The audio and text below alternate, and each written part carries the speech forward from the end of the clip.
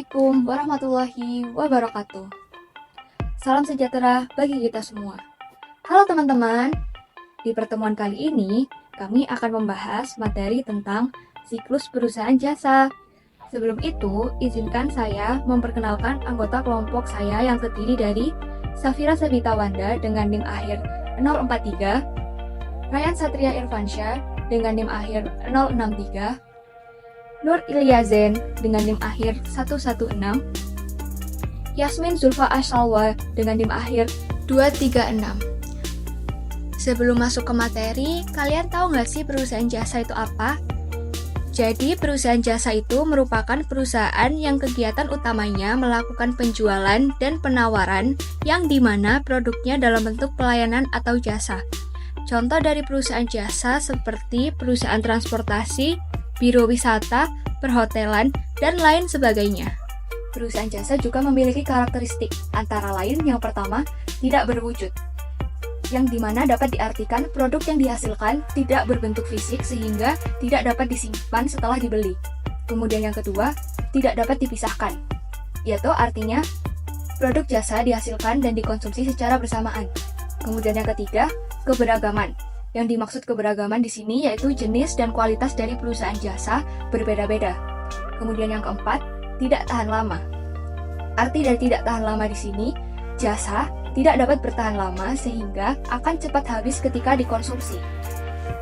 Tahap pencatatan siklus perusahaan jasa.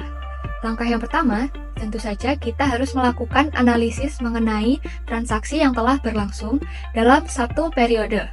Langkah yang kedua adalah dengan membuat entry jurnal pada setiap transaksi atau bisa disebut juga dengan jurnal umum.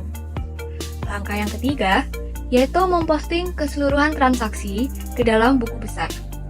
Tujuannya agar memudahkan dalam penggolongan data transaksi keuangan berdasarkan tanggal, jenis transaksi, nomor, dan nama akunnya. Langkah yang keempat yaitu membuat neraca saldo dengan menyalin atau mengutip saldo semua akun yang ada di dalam buku besar. Langkah yang kelima, yaitu penyusunan jurnal penyesuaian.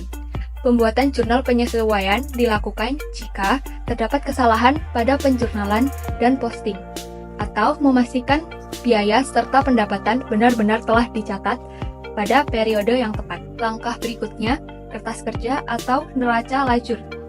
Kertas kerja ini diciptakan berdasarkan jurnal penyesuaian dan neraca saldo. Kertas kerja berisikan informasi mengenai jurnal penyesuaian dan neraca saldo yang akan menghasilkan informasi seperti laporan laba, laporan rugi, neraca, dan berbagai informasi lainnya. Kemudian selanjutnya yaitu menyusun laporan keuangan, yang dimana di dalamnya terdapat laporan laba, modal, rugi, hingga ke neraca. Laporan keuangan sendiri menjadi hasil utama dan yang terpenting pada suatu siklus akuntansi. Kemudian selanjutnya, setelah merancang laporan keuangan, kami juga harus membuat jurnal penutup yang biasanya dibuat pada akhir periode akuntansi. Caranya, dengan mengosongkan nihil rekening yang terkait. Kemudian, selanjutnya, penyusunan neraca saldo setelah disesuaikan. Neraca saldo disusun kembali setelah penutupan untuk memastikan keseimbangan yang tepat.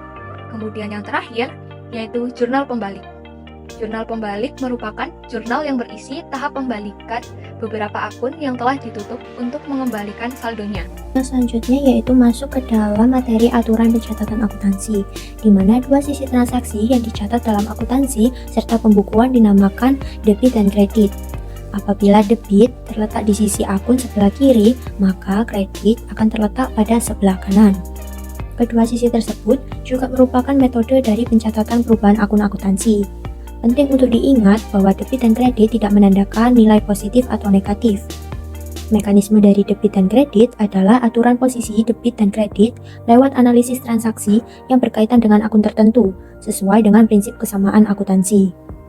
Proses dari debit dan kredit dalam catatan akuntansi membantu agar menjaga keselarasan juga konsistensi dalam catatan keuangan.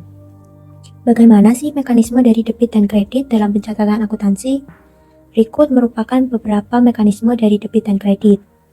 Yang pertama, apabila akun aset harta mengalami pertambahan, maka dicatat di debit. Apabila berkurang, maka dicatat di kredit. Yang kedua yaitu liabilitas atau utang. Apabila bertambah dicatat di kredit, apabila berkurang dicatat di debit. Yang ketiga yaitu ada ekuitas atau modal. Apabila bertambah dicatat di kredit, apabila berkurang dicatat di debit.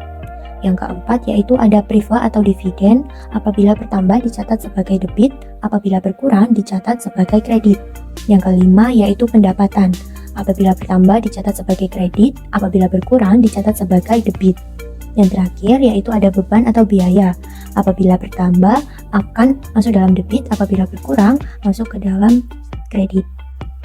Materi yang selanjutnya yaitu bukti transaksi, di mana bukti transaksi ini terbagi menjadi dua.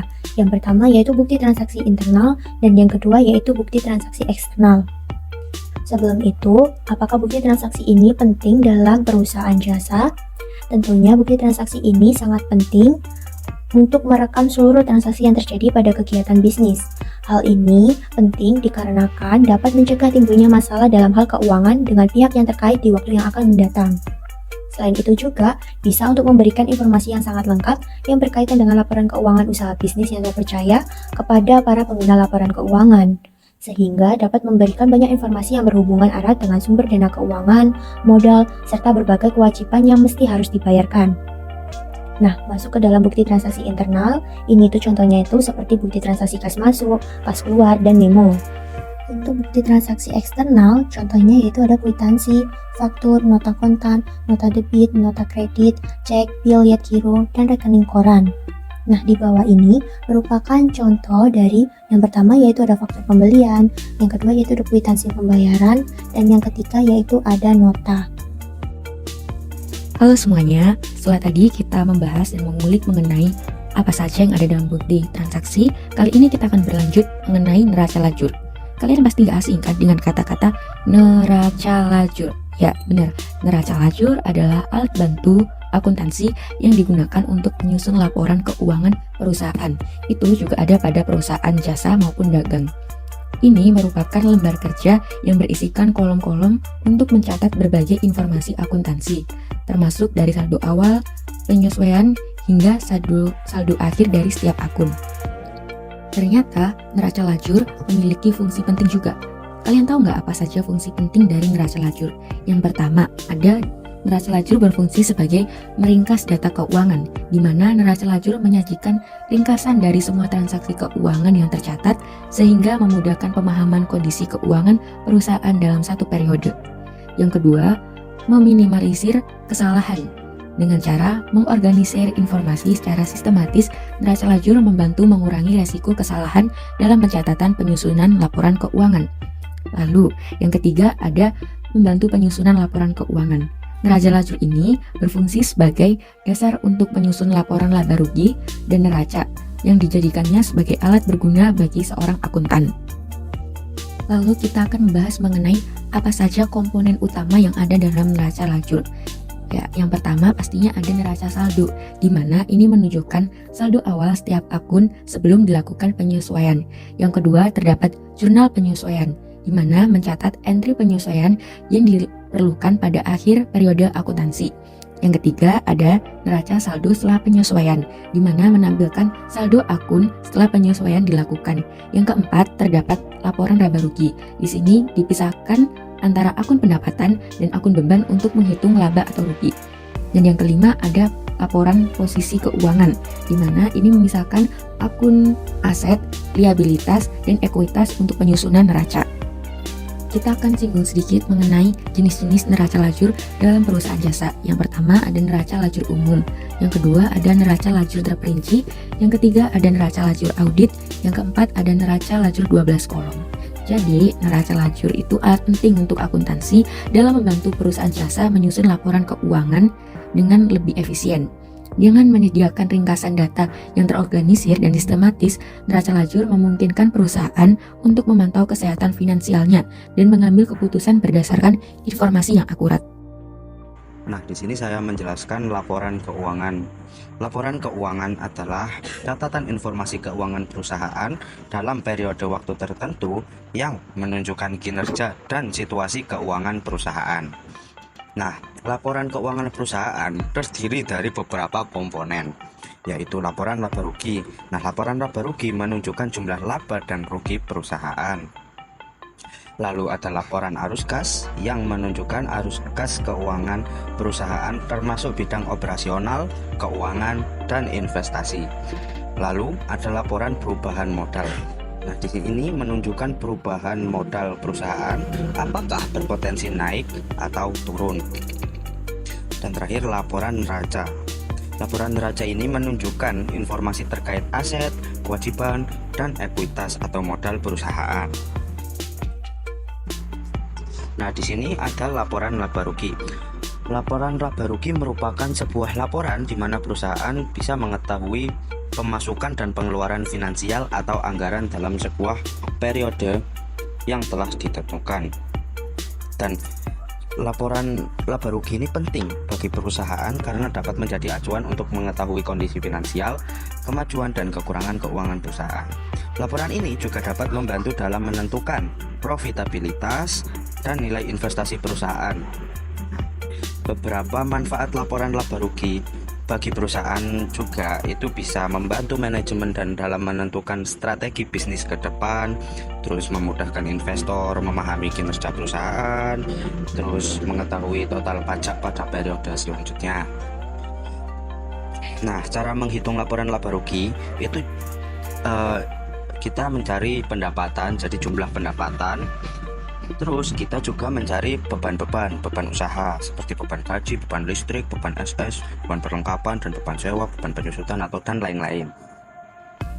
Terus cara kita mencari laba bersihnya yaitu jumlah pendapatan dikurangi jumlah beban-beban. Nah, di sini bisa dilihat seperti contoh di atas. Lalu kita next. Nah, di sini ada laporan perubahan ekuitas atau bisa disebut laporan perubahan modal. Laporan perubahan modal ini adalah laporan yang menyajikan perubahan dalam ekuitas pemilik usaha untuk periode waktu tertentu. Laporan perubahan modal penting karena memberikan gambaran jelas tentang perkembangan modal perusahaan dari waktu ke waktu. Informasi ini dapat membantu pemilik saham dan pihak berkepentingan dalam pengambilan keputusan. Nah, berikut ini cara menghitung laporan perubahan ekuitas. Modal, jadi dalam laporan perubahan ekuitas ini modal ditambah laba bersih, lalu jumlah itu dikurangi prive. Nah, itu untuk kita mencari laporan perubahan ekuitas seperti contoh di atas kan. Modal Tuan Andi 1 Desember 2021 sejumlah 20 juta. Laba bersihnya bulan 31 Desember 2021 itu 4.500.000. Nah, ditambah 20 juta ditambah 4.500.000 yang menghasilkan 24.500.000. Nah, prive dari Tuan Andi sendiri itu 1.500.000. Jadi 24.500.000 ini dikurangi 1.500.000 yang menghasilkan 23 juta. Itu untuk mencari laporan perubahan ekuitas. Kali ini kita akan membahas mengenai laporan neraca. Laporan neraca atau yang biasa disebut dengan balance sheet merupakan laporan yang memberikan gambaran tentang aset, kewajiban, dan ekuitas perusahaan pada suatu titik tertentu. Laporan neraca terdapat 3 komponen utama, yaitu ada aset, kewajiban, dan ekuitas. Yang pertama akan kita bahas adalah aset. Aset merupakan sumber daya yang dimiliki oleh perusahaan. Aset ini dibagi menjadi 2, yaitu aset lancar dan aset tetap. Di dalam aset lancar terdapat kas, piutang, dan inventaris. Di dalam aset tetap terdapat properti, peralatan, dan perlengkapan. Yang kedua ada kewajiban. Kewajiban termasuk finansial yang harus dipenuhi oleh perusahaan.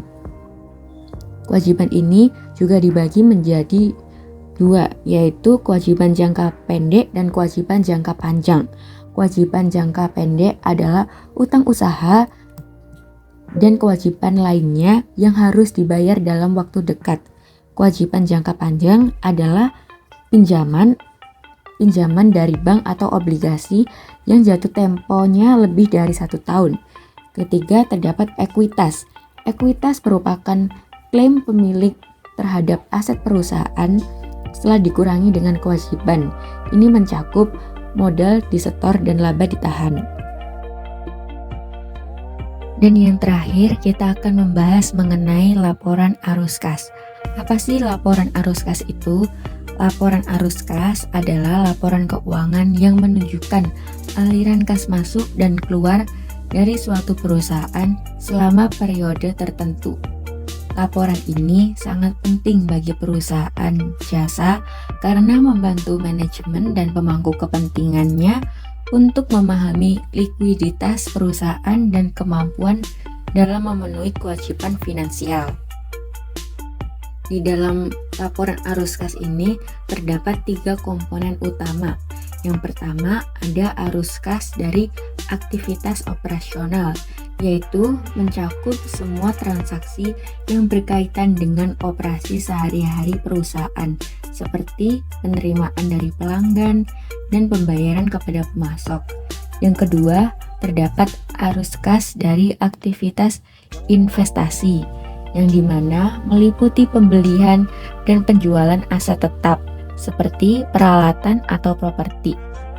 Yang ketiga, terdapat arus kas dari aktivitas pendanaan, yang dimana menunjukkan arus kas terkait dengan pembiayaan perusahaan, termasuk pada penerimaan dari pinjaman dan pembayaran dividen.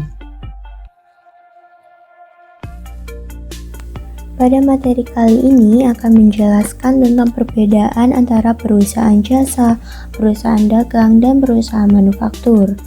Masuk ke dalam perusahaan jasa, ini tidak menjual barang atau produk, namun menjual dalam bentuk jasa.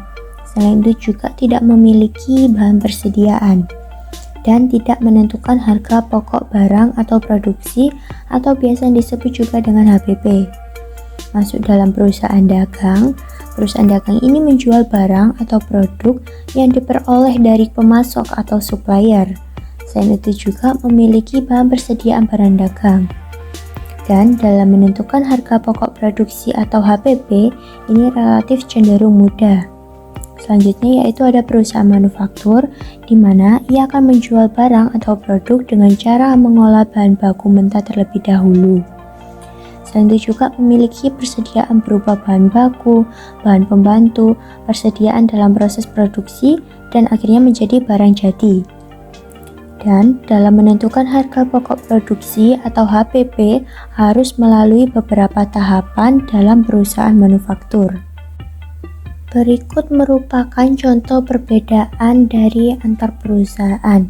Yang pertama yaitu perusahaan jasa yang dicontohkan sebagai Gojek atau Grab, di mana karakteristik dari perusahaan jasa itu sendiri, kegiatan usahanya mereka akan menjual jasa sehingga tidak menyediakan produk dalam bentuk secara fisik.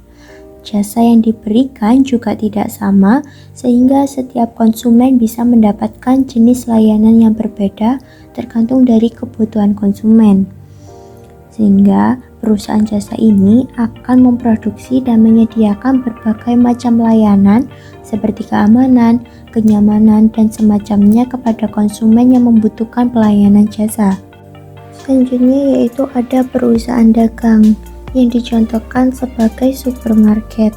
Perlu diingat bahwa perusahaan dagang tidak menjual barang yang diproduksi secara sendiri, melainkan barang yang didapatkan dengan cara membeli produk dari supplier dengan menyetok barang dagang. Selain itu juga perusahaan manufaktur yang dicontohkan sebagai pabrik keju. Nah, karakteristik dari perusahaan manufaktur adalah adanya proses produksi atau proses pengolahan dari bahan baku yang mentah hingga menghasilkan produk setengah jadi maupun produk siap pakai. Jadi itu saja materi yang dapat kami sampaikan, kurang lebihnya kami mohon maaf. Semoga materi dari kami dapat bermanfaat bagi teman-teman yang telah menonton. See you next time teman-teman.